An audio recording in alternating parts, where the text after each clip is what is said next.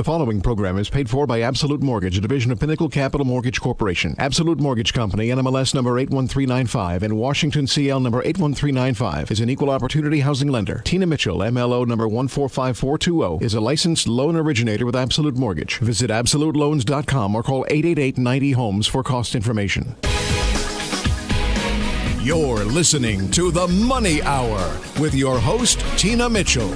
Sponsored by Absolute Mortgage, a division of Pinnacle Capital Mortgage Corporation.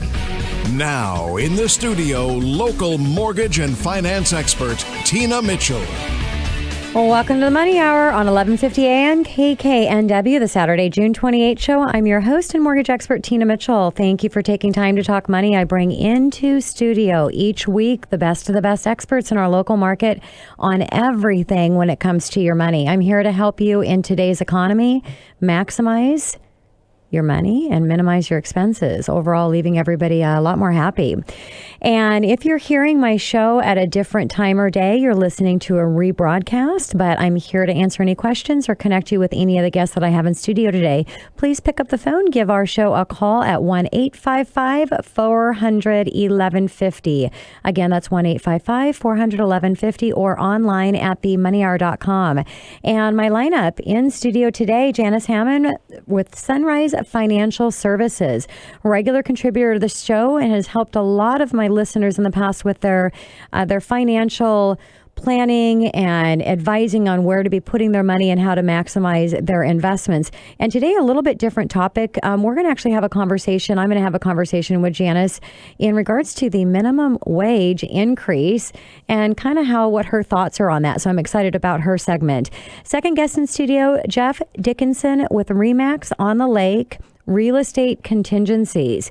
If you're in the market thinking about purchasing a home, it's really important to understand what the contingencies are to your contract, because that's what protects your earnest money.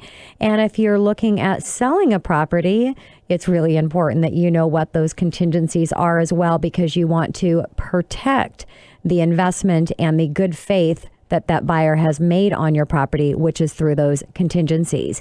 And last guest in studio, Randy Bannecker with Banecker Public Affairs, discussing our region's critical issues. So it'll be a great lineup of guests, a lot of powerful information, and just exciting for our hour show today. Again, if you hear anything that you have questions on or you want to make comments, anything that you need from our guest today, call into the show at 1-855-400-1150. Again, that's 1-855-400-1150 or online at themoneyhour.com.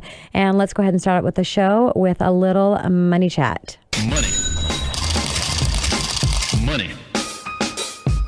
I'm going to stay in my arena, which those of you that are first-time listeners to the show, as a reminder, for my full-time career, I actually do mortgages. So that's part of the money circle that I represent, is mortgages and getting a loan for your home. So I thought I'd talk a little bit in my arena today about, during the money chat, for any of you first-time home buyers out on the market, or even if you're not a first-time home buyer, but you're shy or low on down payment, there are some great zero down loan options available in the market. And you do not have to be a first-time home buyer for the one that I'm going to talk to you about today. There are income restrictions, but give or take, depending on the area that you're going to be purchasing in, under $100,000, most likely you'll qualify for one of the down payment assistance. Now, there's a new program that's just available, which is a grant. And so unlike some of the other down payment assistance that I've brought into studio before, there's some type of, either there's a payment that you're making on that down payment assistance, or if you're not making a payment, because there are ones that are a 0% interest, but you're actually paying it back when you sell your home. This one I'm going to talk to you about today is a new program. There are no payments because it is at a 0% interest rate, but it actually is a grant, which means that you do not have to pay it back. Now, why are they offering these programs? Because they want to help first time, and not, again, it's not for first time home buyers, but for a moderate income category bracket, which again, in our local market here, around 100,000, it's worth to pick up the phone and give a call, because most likely you'll qualify for one of these programs. So if you could get into a home and get a down payment assistance that you don't have to pay back, no monthly payment, it's a really, really great opportunity. And maybe you do have money for a down payment, but you meet the income restrictions to qualify for it, why not utilize someone else's money and be able to keep that money? So maybe you can invest it with one of my guests in studio here, Janice, that helps manage your money. So there's a lot of things that you can do that with that, especially if you can get free money. Now, the down payment assistance is a 5% of your loan amount. So with a minimum down payment program, it's 4.95% of the purchase price. Let's just use 5% for an easy example. So that's going to cover all of your down payment. And if you're doing a lower down payment program like an FHA loan versus a conventional, it's actually going to have some that can contribute towards your closing cost and prepaids. Again, you do not have to be a first-time home buyer, but you do have to be owner occupying the property. So this is not for you investors out there. They're really looking to help in the primary residence arena to help people get into home ownership. And there are no recapture taxes, no penalties for utilizing this program. So you can turn around and sell your property anytime you want to. So it's really simple. There's nothing complex about it. You just have to meet the maximum income restriction in order to qualify for the program. And again, if you have questions on anything regarding the down payment assistance or grant program, pick up the phone and give my show a call. 1-855-400-1150. Again, that's 1-855-400-1150. And you can always reach me online at themoneyhour.com. I do stream all of our shows. We've got mini segments, so you can listen just to the money chat that you're hearing today if you're just catching a little bit of it, and you can hear a rebroadcast of that or a podcast of it on my website anytime.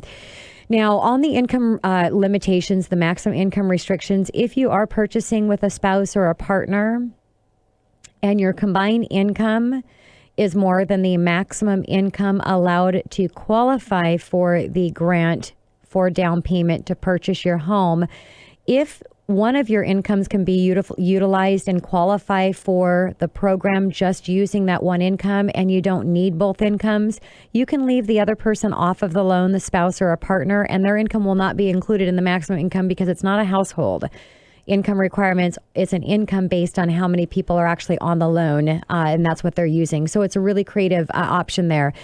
Great credit score limits. If you've had a little challenge in the past, it's okay. Minimum credit score is 620. And debt to income ratio is very forgiving, which is 45%. And I can almost guess that anybody that's listening right now is not going to be buying at 45% of their gross income. So it's really forgiving on what you can actually approve for. Now, also, I encourage, this is for first-time home buyers. This is not for second-time or move-up buyers. This other piece I want to bring in, which is the MCC Mortgage Credit Certificate Tax Credit, which is through the Washington State Housing Finance Commission.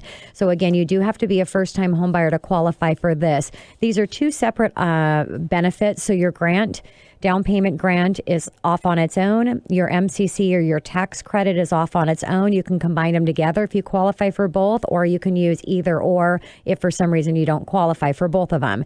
Now, what this tax credit is, it is pretty simple. It's a 20% credit on all of the interest you pay on your mortgage for the life of the loan, dollar for dollar.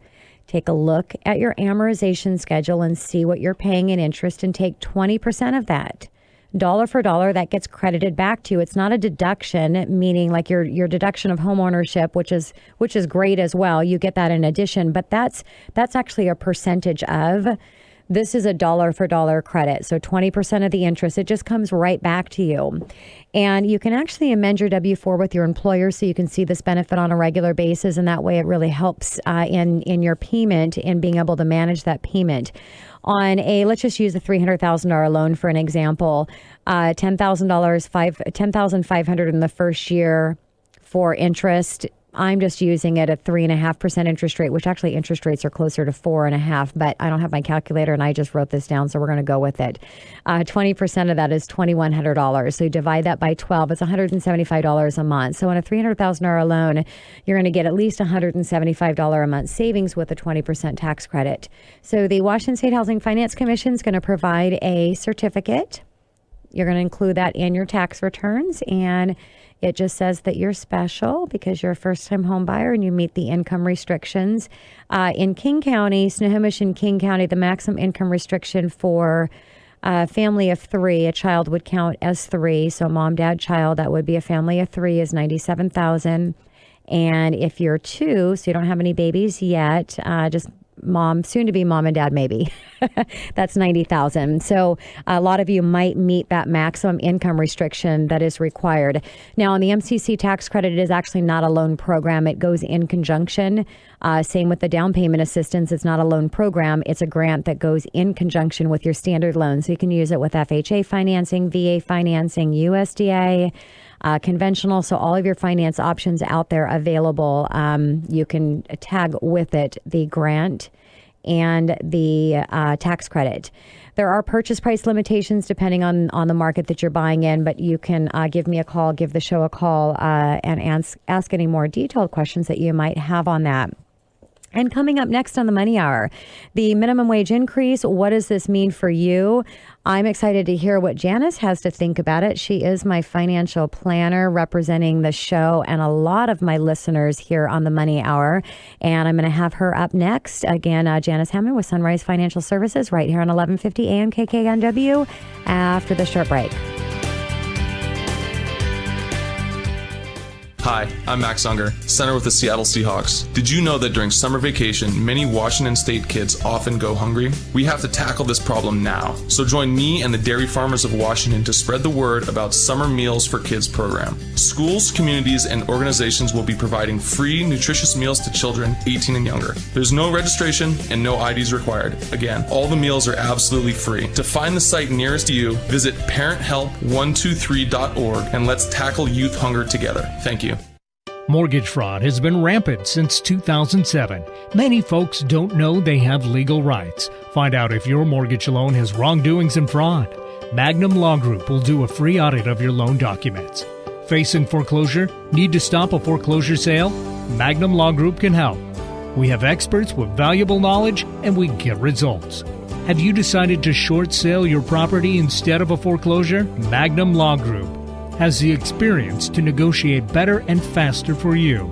Call us today at 425-454-4300 or visit magnumlawgroup.com. That's magnumlawgroup.com.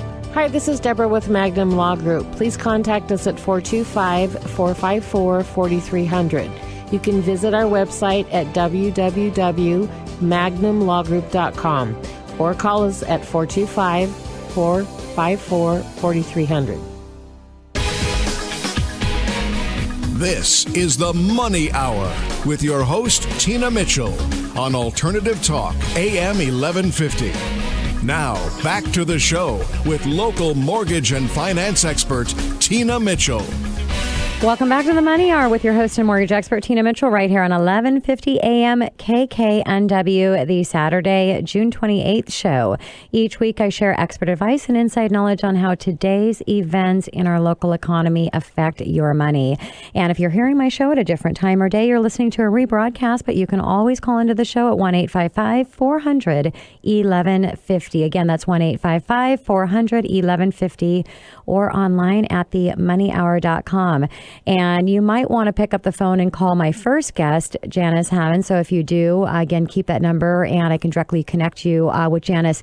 Janice is here to have a discussion on the minimum wage raise increase and her thoughts on it. So Janice, thank you again so much for coming back into studio. Sure, yeah, it's great. Little background about Janice. Recognized the need for a more conservative approach to investing that strives to outpace inflation and a firm that caters to unique needs of each individual. So after 10 years in the financial industry, Janice opened the doors to Sunrise Financial Services in order to help people avoid common mistakes when planning for retirement. And so again, today's topic is something that our state and most of the country has been talking about. Seattle's newly adopted $15 an hour minimum wage. Financial professional and Janice, female business owner, is here today to give an overview of what people are saying. And Janice, thanks again for coming in, and I'm excited to hear your thoughts on this. Yeah, well, you're not going to hear my thoughts, just the facts today. Okay, well, facts are good. Boy, that's really good. I try to stay out of my thoughts. So what are the facts, Janice? This has definitely been a subject with a lot of controversy here in Seattle. And I have a lot of thoughts on this subject, and it's hard to know where to begin. It seems that there are so many people that have opinions about how this is going to affect the surrounding areas and our state as a whole. With thoughts being thrown out about inflation, small businesses closing down, employees potentially losing benefits to balance out the new wages, there's a lot to hit on. And I think the most interesting part of this is seeing the opinions generated from every group. And if we can look at these as a whole, there's a lot that I think we can learn. So how did it all start out, Janice? I know that there were a lot of conversations going on before this bill had actually passed about the Seattle needing a fair wage for their employees. But it seemed that it happened pretty suddenly. Yeah, it did. Yeah, it was interesting how that just kind of happened one day. But there's been many rallies and activist groups starting about a year ago that have been talking about this. And this was from our election of city councilwoman and self-proclaimed socialist Shama Sawant.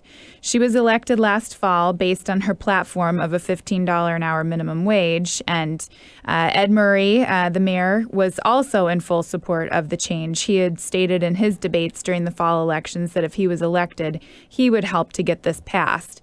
Here we are a year down the road, and just as they both claimed in their election speeches, this bill has now become a new city law. So, Janice, let's go ahead and let's do a quick overview of how this is going to break down. From what I've researched, I've learned that at this time, the increase is going to span over several years, with the earliest increase being in franchise over 500 employees having to start the $15 wage in 2017. That's right, Tina. I was recently reading an article in the Washington Post where it confirmed and stated that any business with fewer than 500 employees will have until 2021 to comply with these new regulations. There's one loophole, though, to give business more time. If you already have a health care package implemented in your pay structure, then you get an extra year to increase your wages to the $15 an hour. Okay, so that seems like a good amount of time to be able to increase the employee wages. So what's the catch? There's got to be something. Yeah. The part that seems to really be getting to people is this. So let's say you own one McDonald's and you only employ 15 people. So you're under the 500 employee cap. So you should realistically be able to make this adjustment by 2021. Well, since you actually are a franchise owner, it negates the employee over-under rule that they have, and you are now forced to automatically start upping the wages by 17. So anyone who's a franchise owner, even if they only have 15 employees, which is still categorized as a small business, are only going to have 3 years to initiate this. So it's going to be interesting to see how a lot of companies, and even I'm just thinking of Absolute Mortgage and Pinnacle Capital. So how will the increase that they pay over time, as state of Washington has one of the highest minimum wages already at $9.32 an hour? And I have to say that seems pretty darn low, but that's a whole nother conversation. Going straight up to 15 seems like it's a pretty dramatic adjustment. Yeah, it is a dramatic adjustment, to say the least. This increase will put minimum wage workers that are making at least $4 more an hour, which is about $6,240 more a year than similar workers anywhere else in the state. This is a huge increase if you look at the numbers this way. So it seems like everyone's going to be running to try to get their foot in the door at a job in Seattle area. So hey, this is good for our real estate markets. It's going to be a lot harder for younger people, especially students, to get jobs where someone with more experience is also applying. So employers are probably going to be a little picky about who they're hiring for the lower skilled jobs with these new wages. I would think so. I know I would be. If it was affecting me, I would definitely be looking at the quality of those people. Of course. So what are people saying about the small businesses? There have to be plenty of people who have voiced their opinion on what they think will happen to them in the coming years. And I can definitely see prices going up on managing the wages. I completely agree. Prices will more than likely have to increase to sustain the wages that are going to have to be paid. I've heard some people say that in order to make any sort of money off of a customer to stay in business, they will have to raise their plate of food to about the same price as paying an employee 1 hour of minimum wage. So if you are getting a $9 sandwich with a side salad, that could that could possibly jump to the same rate of the minimum wage, so $15. And if they don't increase the food, they'll obviously be making cuts elsewhere, be it the quality of the food or the amount of employees that they actually have, or maybe both. This is going to dramatically change the way we see the service industry, and maybe even have smaller staffs and longer wait times to get into restaurants or businesses that have minimum wage employees. Yeah. So Janice, let's talk about tipping. And I know I heard on the news, it was a couple months ago about, and I don't know the restaurant, but there's been some sampling of things with restaurants to where they're actually not having clients tip. But in a standard, I think with everything increasing, there's probably going to be people that aren't going to be tipping their server. If there are, they're going to be tipping less. What are your thoughts there? Yeah, that one's, I think that's probably going to be something that's on everybody's mind going out to eat in Seattle now. This one's tricky. So there are two main sides to this argument. The people who oppose the idea of a 15-hour minimum wage because it will greatly inhibit the gratuity they receive from customers, and the ones who believe that a server's pay should not depend on the generosity of their customers. So give us some examples, Janice. So, for example, we've all been out to eat or drink in the city, and we see how busy the bartenders are. I have a few times with you. Right. So let's say you're a bartender downtown, and on busy nights, you're maybe making upward of $45 an hour with all of your tips, which is great money if you are getting tipped well. But with the increase in wage, people will more than likely not tip as much when they're paying their bill, with the mindset they're already getting paid $15 an hour. So this could bring their wages down drastically. And then on the other hand, you could be working someplace like a small coffee shop where you're only making $11 to $12 an hour after your tips. So a $15 an hour wage would greatly increase their income. So both sides of this have equal arguments, and of course there's no answer. It's just and I adjusting. think that both sides, it depends on the server, because I was in the service industry. It's funny, a lot of people in mortgage and real estates came from the waitress industry. I went up to management before I went into mortgages, but when I waitressed, I worked really, really hard, and I made really good money. And my first waitressing job that I was at for years was Denny's restaurant, and I was killing it. So if I could kill it in a Denny's restaurant, and that's a step down from, well, it's a step right there with a coffee shop. So I think the ones really, it's going to be the level of service, not having a pride in what you're doing. It's going to really make an impact. If I'm a believer on gratuities, and you can make a lot of really good money if you take care of your clients. So Janice, have there been any ideas brought up on how businesses can manage with this situation? Well, I mean, obviously, small business owners are having to move pretty quick and thinking of different ways that they can keep their businesses afloat with these new increases, and the idea that their employees' tipping could soon be out the window. So there's been talk of businesses looking into implementing a service charge on all their orders to equal out what a tip would be for the server. These service charges would be collected as a whole and then split, with the staff at the end of the night. So that's interesting, and I guess that seems like it might be an interesting way to do it. Now, there's so much more that people are actually covering, and so many more questions that need to be answered in order to make this law work. Yeah, I mean, we've just basically skimmed the top of the barrel for what is to come with this new law. I mean, it's definitely an exciting topic for everyone to talk about around here. Definitely. So in the broad picture, how do you think this is going to be affecting the surrounding cities or even other states? Well, I mean, I just on Facebook, I mean, I see people that I'm friends with all over the country, and they're posting about it. So they've all heard about it. So I think it's going to be a subject that will be watched for the next several years. I've researched other states that are already looking to adopt a minimum wage increase along the same lines as ours. So according to the Los Angeles Times, San Diego, LA, San Francisco, and Oakland are all now looking to move their wages up to a $12 to $15 an hour minimum wage for workers. So this will be a fascinating time for Seattle. I know I can't wait to see how it plays out. Well, I know I'm going to be watching to see how the new law comes out and closely watching it. So Janice, again, I just want to thank you so much for coming into studio. A little bit different topic than what we normally discuss with you, but I know we've got you on the lineup quite a few more times coming up in the future, and I appreciate so much everything that you do for my own personal clients as well as the listeners to my show. I greatly appreciate it. And if you want to connect with Janice and her firm, pick up the phone, give the show a call at 855-400-1150. Or Janice, how can they contact you directly? You're welcome to call our office at 206-420-8520. Our main office is in Burien, and then we have an office in Seattle and in Bellevue as well. Janice, thanks again. Yeah, thanks, Appreciate Tina. everything you do for the show. Thanks.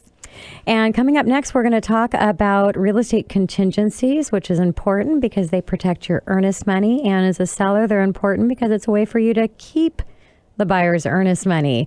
Jeff Dickinson in studio, regular contributor, another of the show, expert advice on real estate right here on 1150 AM KKNW after this short break.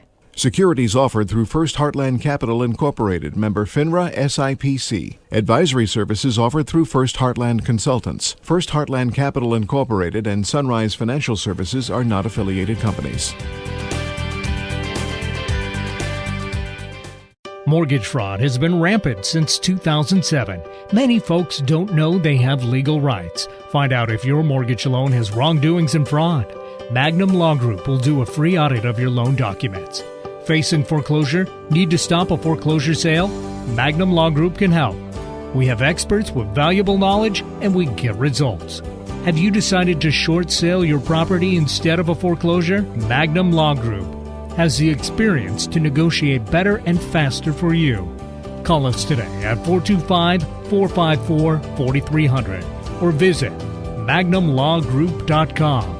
That's magnumlawgroup.com. Hi, this is Deborah with Magnum Law Group. Please contact us at 425-454-4300. You can visit our website at www.magnumlawgroup.com or call us at 425-454-4300. We are Treehouse. Does it fit okay? Just perfect, sweetheart. A place where children who've suffered abuse and neglect can find the support they need to fulfill their potential, graduate from high school, and achieve their dreams. In fact, of all the things we do for them, our favorite is buying them a graduation gown. Well, how do I look? Like you're ready to contribute something great to the world. Come visit us at treehouseforkids.org for information. Treehouse, giving foster kids a childhood and a future. This is the Money Hour with your host, Tina Mitchell, on Alternative Talk, AM 1150. Now, back to the show with local mortgage and finance expert, Tina Mitchell. Welcome back to the Money Hour with your host and mortgage expert, Tina Mitchell, right here on 1150 AM KKNW, the Saturday, June 28th show. I'm dedicated to my listeners, providing you with the tools needed to make informed decisions on all matters that can affect your money. And if you're hearing my show at a different time or day, you're listening to a rebroadcast, to talk with me or to any of the guests that I have in studio, you can call the show at 1-855-400-1150. Again, that's 1-855-400-1150 or online at themoneyhour.com. And in his studio right now, Jeff Dickinson with RE/MAX on the Lake.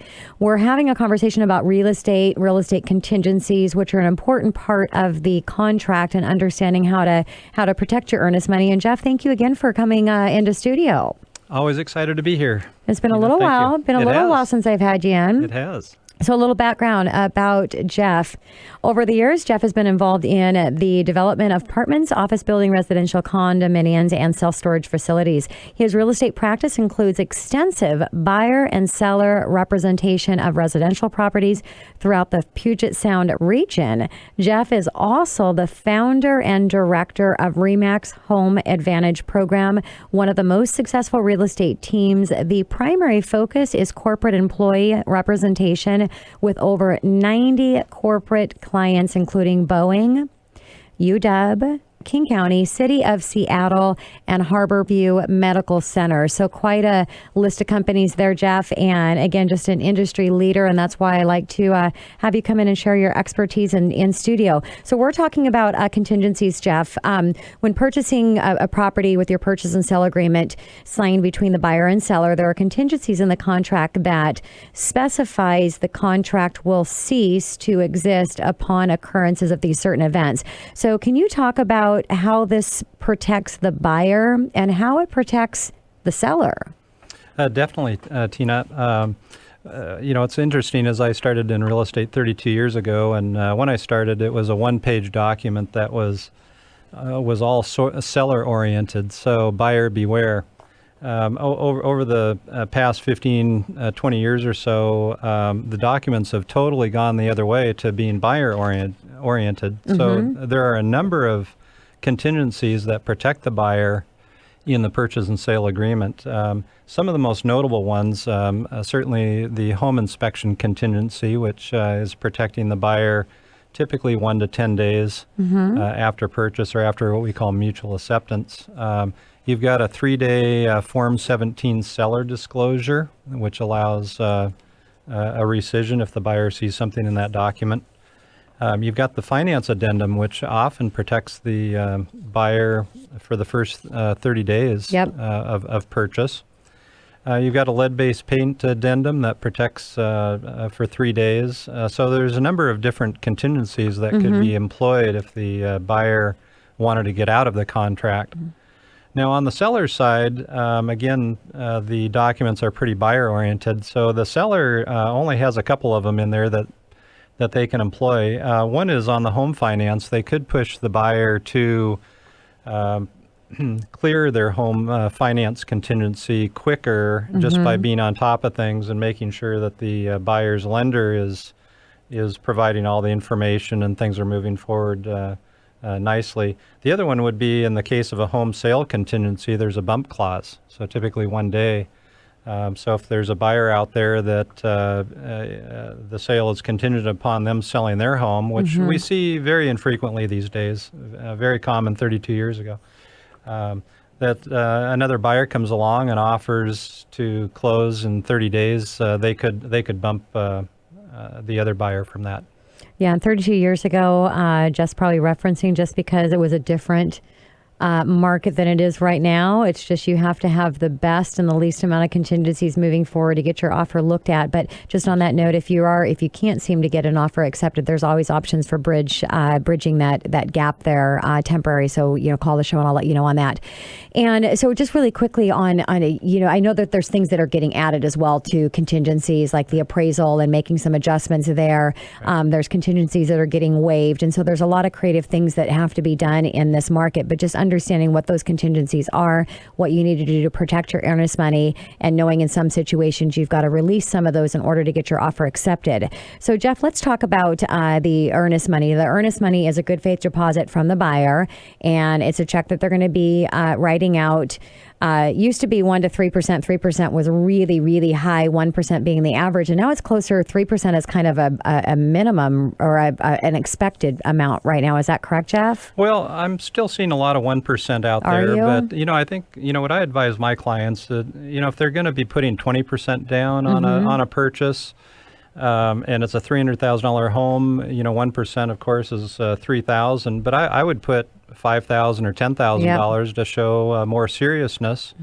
And most likely you're going to beat out another competing offer just because of that element. And as long as you have those contingencies protected, then you're okay. Absolutely. It is kind of hard to lose earnest money these days. 15 years or more ago, it was very easy to lose your earnest money. Yeah, and why was that, Jeff? Well, again, the documents have become so buyer-oriented, and I think this was due to the timeshare industry and just the state being much more consumer protective.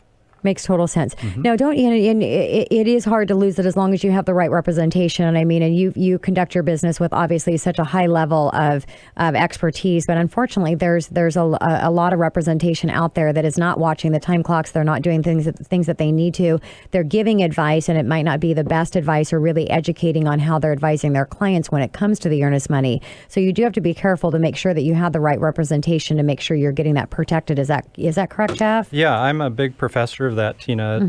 There's 15,000 real estate agents in the Puget Sound area. Too many in my opinion. And the average agent is doing 4 transactions a year, and it's really not enough to be proficient in the purchase documents. So if you're out there interviewing real estate agents to represent you, I would one of the questions I would ask is how many transactions have you done in the last 6 months or a year? Great question. To get a. How many transactions have you done in the last 6 months, Jeff? I do about 50 to 60 a year. So unbelievable. Do the math. Yeah, exactly.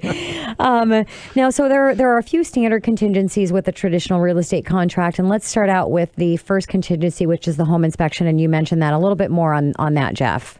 Yeah, probably one of the most important contingencies there is in most real estate transactions. So the home inspection contingency allows the buyer a certain period of time. The documents default to 10 days, but in this competitive market, I'm seeing more 3 days, more 5 days. And what's interesting in the state of Washington, anything less than 7 days does not include holidays or weekends. So, 5-day contingency could actually be 7 days. So, as you're trying to formulate a competitive offer. The other thing we're seeing in certain markets, let's take Klahanie up in Issaquah, let's take Ballard in Seattle. We're seeing so many sales go where buyers are waiving the home inspection contingency. Quite scary for most buyers. Well, what do you say? What are you seeing as far as the pre-inspection? If they don't want to waive it, there's still an option there for them. There is. Most sellers are allowing buyers to do a pre-inspection, but what's interesting is I've seen home inspectors climbing over home inspectors for the same house. So it's a little disconcerting to say, geez, are we going to really have a chance at this when so many other people are doing the same thing? I think the seller should just get a home inspection, leave it out there for everybody, and the buyer could decide if they want to utilize that to go in without their inspection or get their own. That's a whole nother conversation there. So Jeff, during the inspection contingency, let's say that they do move forward and they do have an inspection contingency. They're not doing a pre-inspection or waiving that contingency, and there's issues that come up on the property. What are you seeing happening? Well, for the most part, we're seeing the seller taking care of those, unless they really play hardball. If there's another buyer, out of 5 offers that's willing to step up to the plate, we're seeing that happen as well. But I would say that probably 95% of the time the seller is correcting that. We try to employ a strategy to put the guilt trip on the seller. Most buyers are expecting the roof to be in good condition as a standard element of a house. So, when we can tell them that the lender's not going to lend money on the house, then they're going to call it out if the roof is bad. Exactly. So the seller, tends to have that aha moment to go into to fix that. Otherwise, you'd have to go into either a rehab type of a loan where we're putting the burden on the buyer, or two is a price adjustment, maybe upwards for say $7,000 to put a new roof on the house. So, makes total sense. So another big contingency is the appraisal and what they're doing in that process of getting more creative on the least amount of contingencies for the seller, and making adjustments and waiving that up to a certain amount. I mean, that's getting kind of crazy what's happening there. But talk about the appraisal contingency.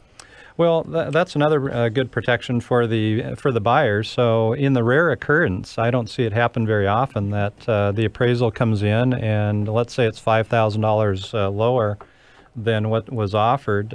Certainly the lender will only lend on the appraisal amount. So we have this $5,000. Or the price, the lower of the two. Right, exactly.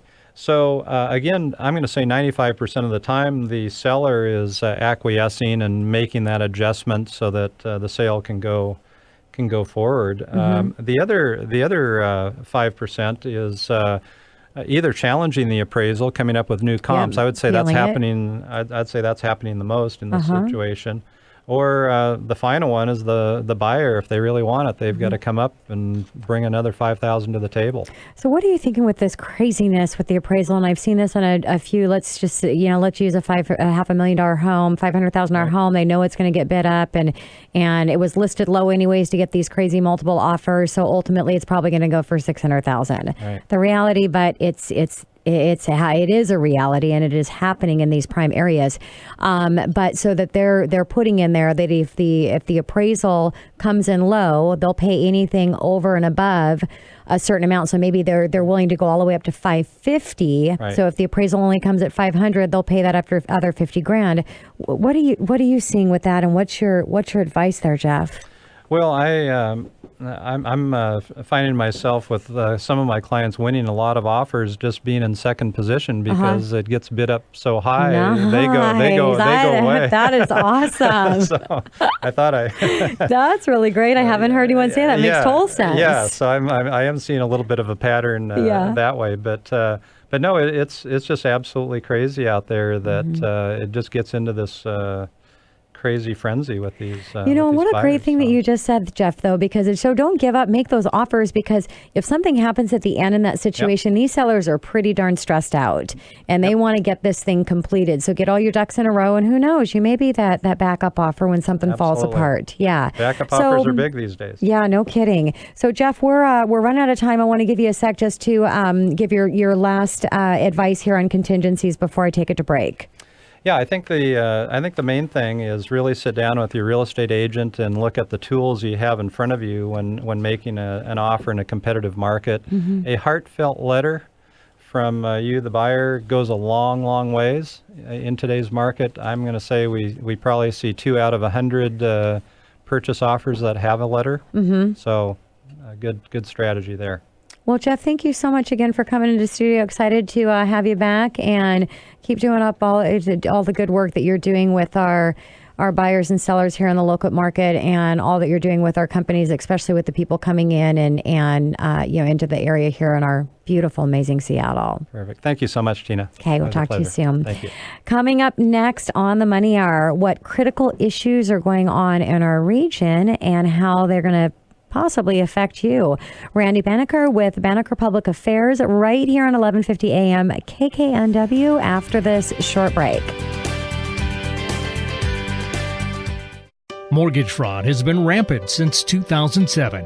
Many folks don't know they have legal rights. Find out if your mortgage loan has wrongdoings and fraud. Magnum Law Group will do a free audit of your loan documents. Facing foreclosure? Need to stop a foreclosure sale? Magnum Law Group can help.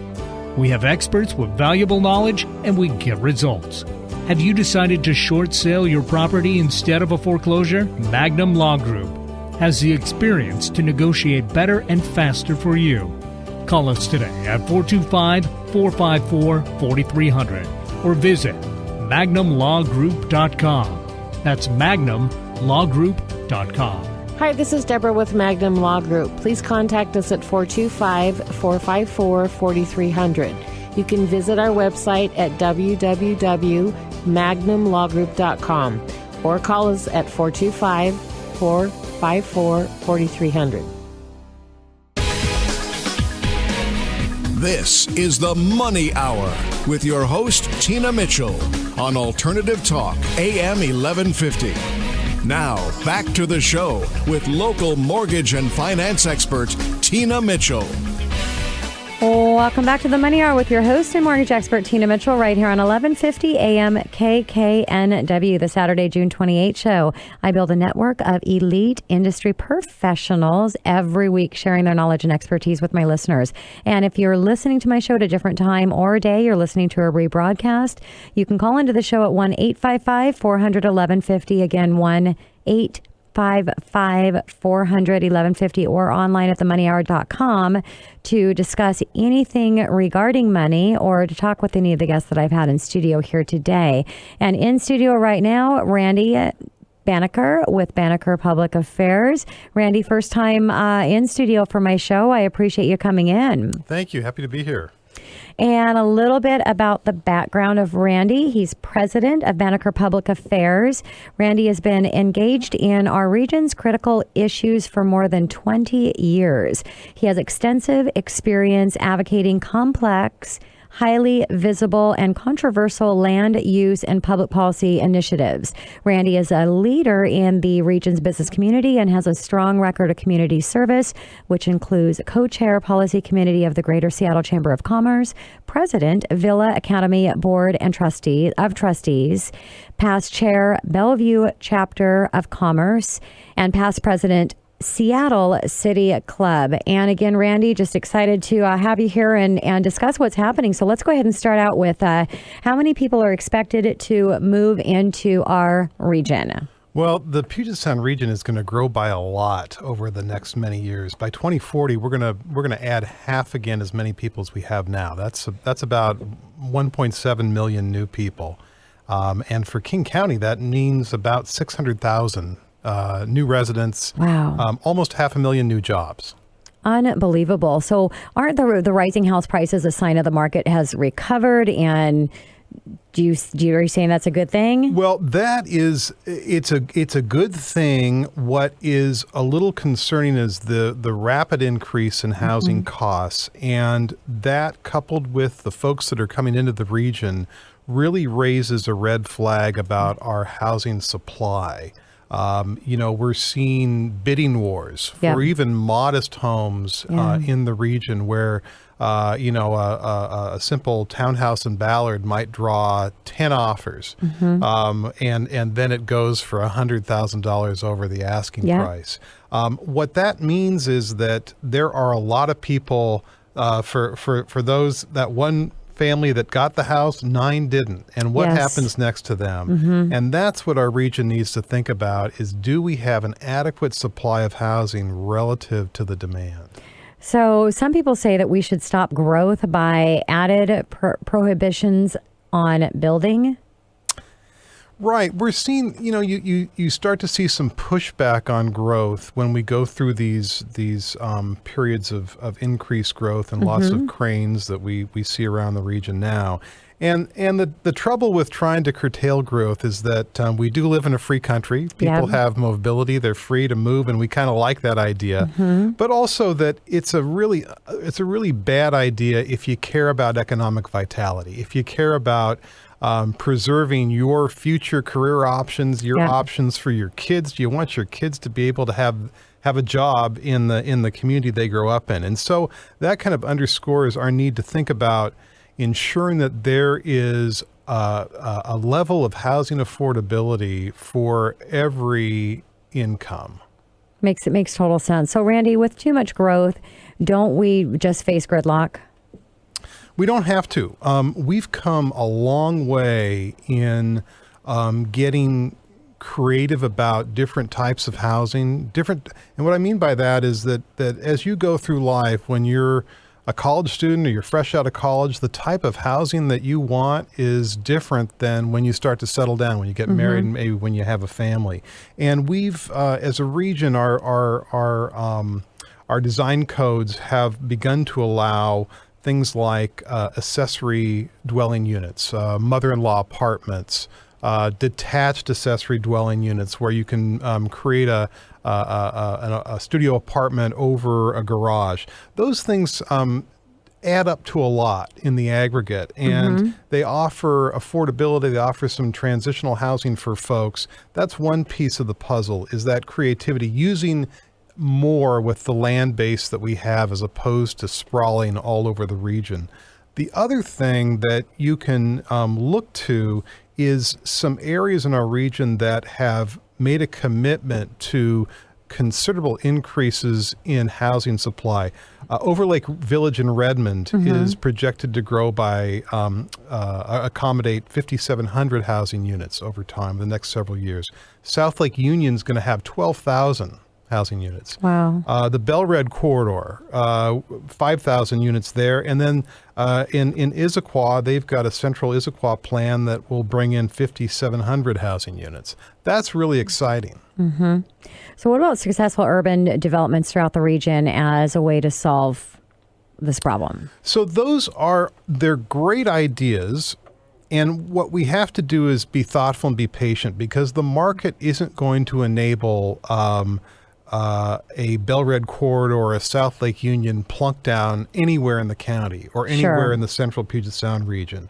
Not every place is ready for intense development. So what that means is that it's important to maximize the opportunities where the market exists now. Okay. And what I mean by that is in those neighborhoods that I just mentioned, we have to make sure that we're really maximizing the residential opportunities there, and that we're not getting uncomfortable with that intensity of growth and cutting down floor heights or cutting down building heights and then reducing that opportunity there. So, Randy, what about people that can't find housing, near where they're working? Well, those who can't find housing, they drive until they qualify. Yeah. Right. And that leads to a region that is sprawling. Now that, if you're honest about what's happening in that scenario, then you're going to address that with rail, with ways to get between home and work. Which we've got some exciting things going on in that arena. We've got some, but we really haven't bitten the bullet on interregional commutes. And so what we've done is said, let's focus our development and try to get people living close to where the jobs are. Got it. We just need to deliver on that promise.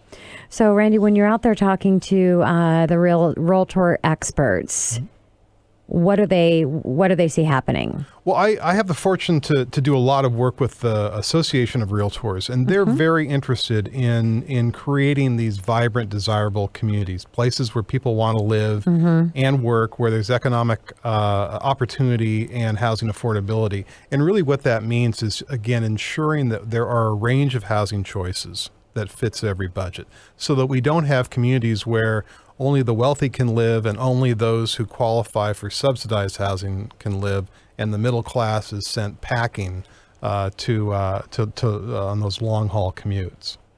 So, Randy, we're hearing a lot about micro units and why are they so controversial? What are they? There are a number of projects in the city of Seattle where they're called apartments or micro units.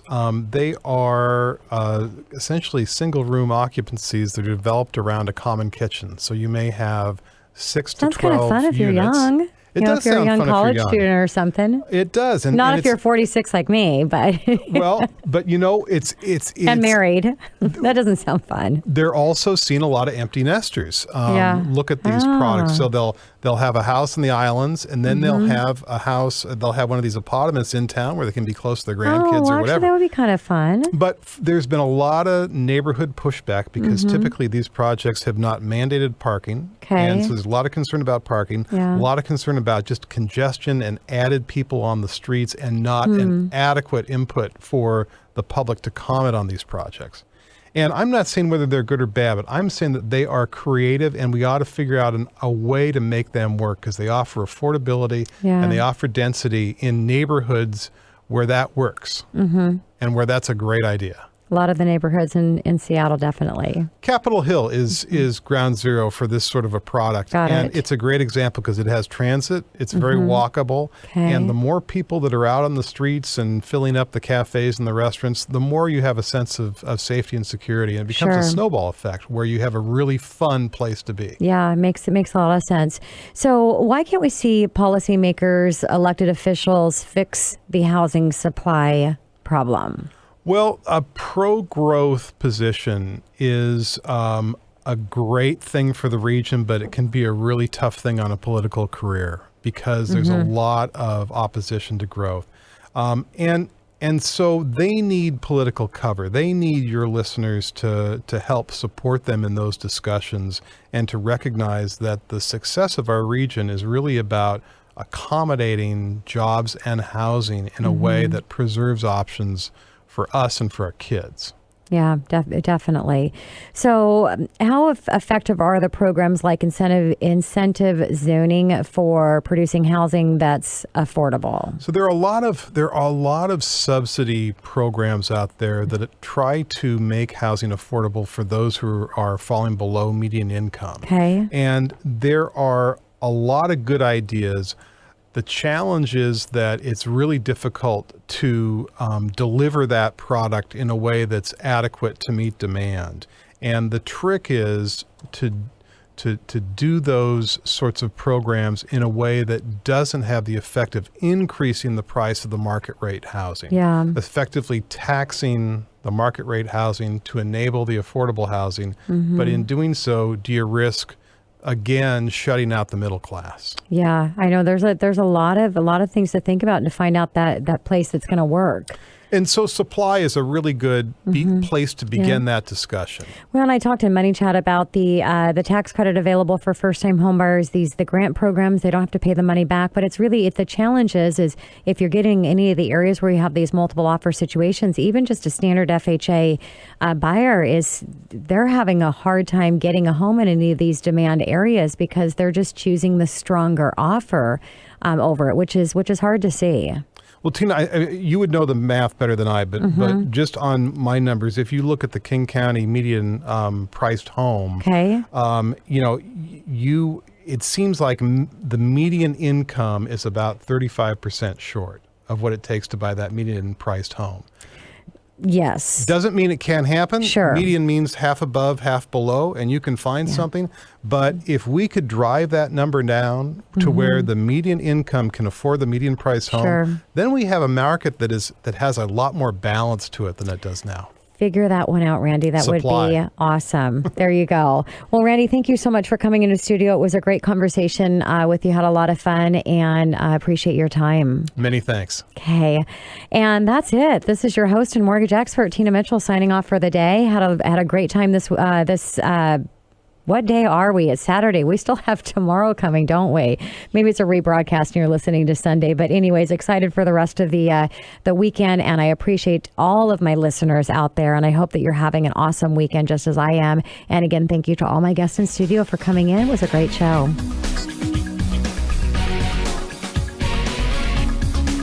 The preceding program is paid for by Absolute Mortgage, a division of Pinnacle Capital Mortgage Corporation. Absolute Mortgage Company, NMLS number 81395 and Washington CL number 81395 is an equal opportunity housing lender. Tina Mitchell, NLO number 145420, is a licensed loan originator with Absolute Mortgage. Visit AbsoluteLoans.com or call 888-90-HOMES for cost information.